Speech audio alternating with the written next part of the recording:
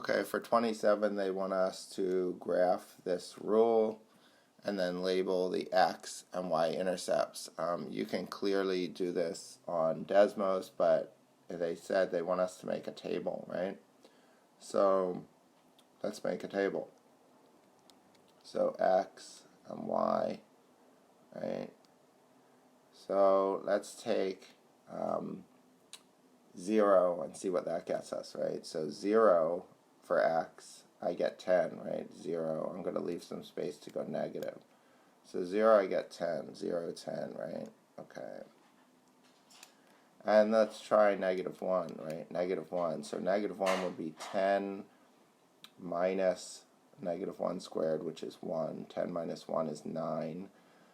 Minus 3 is 6. Hopefully, I'm doing this in my head. Hopefully I'm not making mistakes, right? Negative 1, 6. So 2, 4, 6. And let's try negative 2. So 10 minus 4 is 6. Minus 6 is 0. Okay, so we found an x-intercept. Negative 2 is 0. Now let's go the other way, right? So let's do, this is going by, negative 1. This is going by 2's. I apologize here just on my graphing.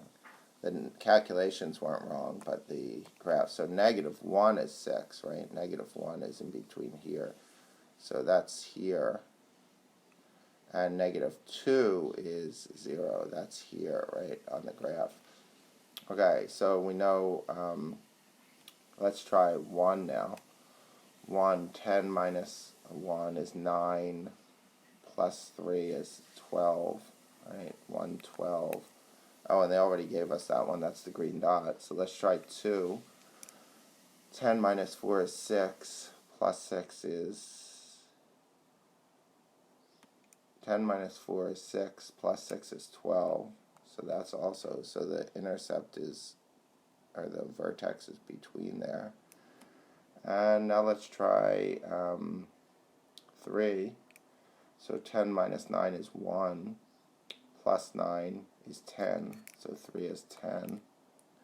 1, 2, 3 is 10. That's here. Okay, and now these are going to mirror, right?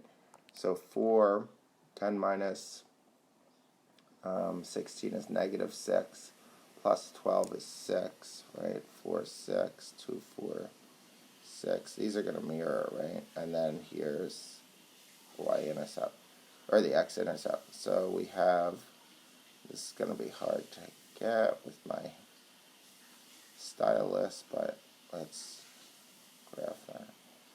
So the x-intercepts, right, are, we have those graphed negative 2 and 2, 4, 5, right? And the y-intercept is at 10. And there's our graph.